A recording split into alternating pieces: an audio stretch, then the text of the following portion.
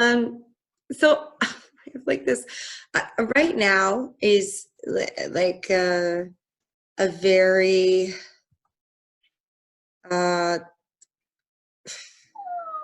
a lot happened in the last year, and right now is overall energetically like a very good time to be resetting and letting go of things, and, like every time is. So like I have this like list of things that I'm like I have to let go of and come out of them. And so I have like these things, and then I felt something brought up on the call for sure tonight. I think, just to cut to the big one, is that is a worthiness thing, and that because a lot of them all come into that. And I think it was Gary was talking about needing support and things like that. So that has on actually one of our calls earlier this You year mean shifted. Gary? Yeah, what did I say, Jerry? You said Gary. What did I say? What is So what is our belief about, until I look further, that I could read it correctly after Shiraz pronounced it? But Jerry? that's my story. What's your story? Jerry said it's like Jerry Seinfeld. Yeah. Sorry, Jerry. Yeah. There you go, Jerry. It's interesting because we might want to look at this, maybe not in this call, but the fact that everyone's getting it wrong has to originate from him. Uh-huh. So why does he want everyone to get his name wrong is the question. Anyway, we're going on to worthiness with Charlotte. Right. Because so when I look at these, so like I was going to say, like I've got these two things, and like one, and it upset me. So I had an appointment today, and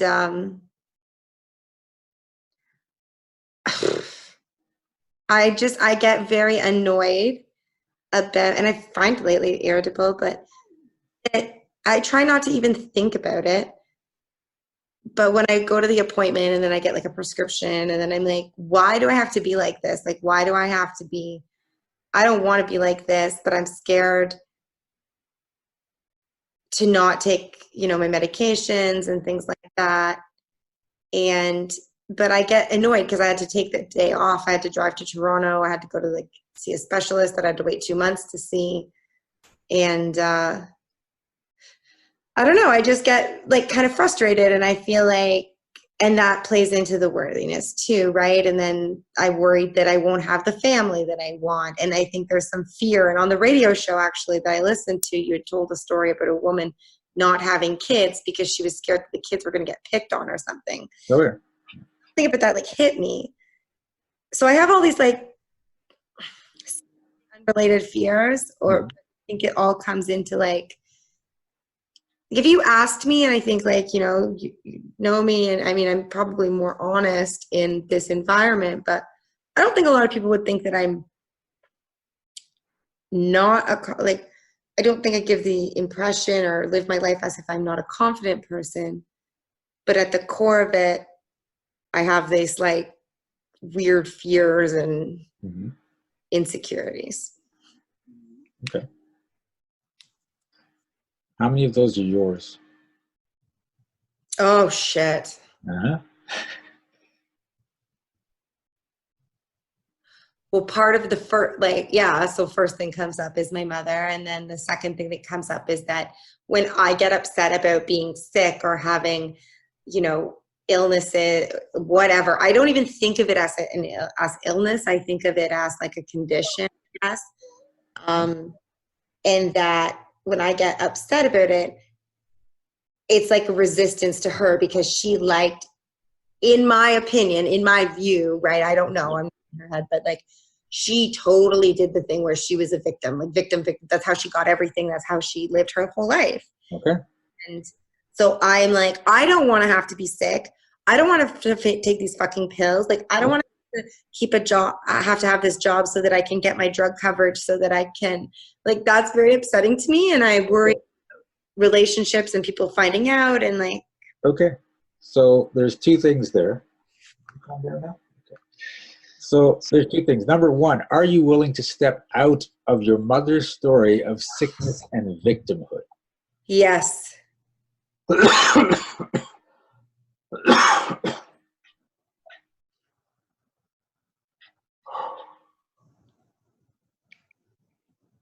Number two, are you willing to stop trying to not be like your mom?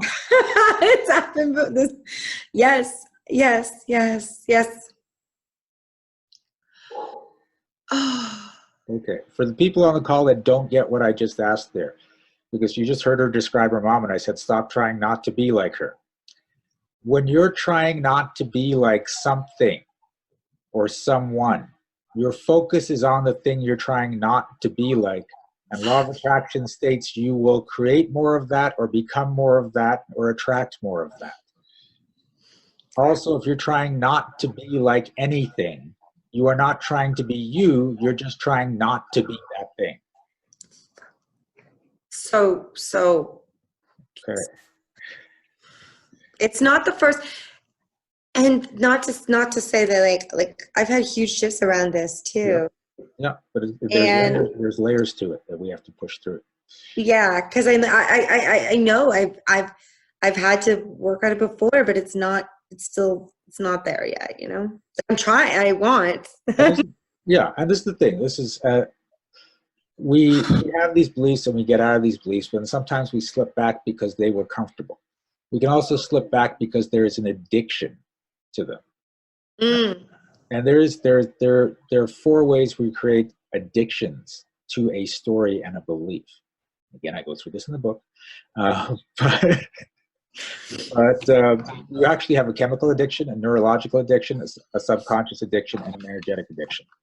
When you start locking into stories, and they all play off each other, and you can start getting out of one but not the other until you get regularly shift these beliefs and then push back past, which is why people get results in the 25-day program, people get results in the coaching programs, because we hit it over and over and over again until you're steady in that new place. I get people that come to these calls and some of them will show up every few months, and some will show up for just for a month for 5 minutes and get worked on and think that's going to change their life. But then they get worked on, they shift for a few days, maybe a week, and then they've got the whole rest of the month or several months where they just shift back. Right? You've got to get to that new level and hold that new level until it becomes comfortable, and then it sticks. Yeah, I definitely think I've been in the last few months. I don't know why. Well, I can guess why, or I do know why. Not I can guess. I know why. I guess at the core, that I've been more aware of not being like her, and honestly, that totally stems into the whole kid thing too. It's all wrapped up in that. Yeah. Oh yeah, because if you're going to not be like her, you can't do the kid thing, because look at the way she did the kid thing. We're not going to do that. Right? Right? Yeah. Yeah. That's all wrapped up in that. Knock the little thing right off the door. All right. Do you how are you feeling? think, like, a little bothered? Okay. I'm realizing how much I have been focusing on her lately, and even like how much she's been on my mind lately, that I don't, and that's kind of new. Yeah. And I don't like it. Okay. So just remember when we talked about in class, towards motivation and away from motivation. And you're trying to get away from your mom right now. 100%. You have to focus on the life you want to get toward, the person you want to be, move toward that, and stop thinking about your mom. Okay. Okay. I know it sounds simple, but it's really hard. But that's basically where we have to go, right? Honestly, I feel very irritable lately. I don't know, I feel annoyed by that. I feel like I don't know. I just feel, anyways, but and I'll try to just be in awareness maybe of it and like try to, I've been trying very hard lately to bring my attention back to myself, not on other people. Like, because I tend to be a person that's like that. Not for the receiving, because I think that might help me. Okay. Well, so that I'm not always trying to be like giving. Yeah. And deflecting and away from away from motivation. Yeah. I guess. Does that make sense? You want to be open to receiving as much as possible. Of course. I need to get this thing with like. But here's the thing: when your mom pops into your head, I need to get this done. I'm so sick of this. I feel like I've been years cutting ties, doing everything. Okay, but when she pops into your head, just say, "Oh, she popped into my head. Let's let that go." Okay. When she pops into your head, "Oh, she popped into my head. Let's let that go." Because if she pops into your head and you're like, "Oh my God, why is she popping into my head?" That's anchoring it. Okay. You want to get out of that emotional state and just be in awareness. Oh, it popped in. Let's just shift back out of that again. I'll work. I'll do it. Okay. Yep. Cool. Thank you. Hey, this is Shiraz. Thanks for watching this video. If you liked it, please remember to like and subscribe to our channel. And you can check out upcoming events at www.energeticmagic.com. And remember, be well, be aware, and be magical.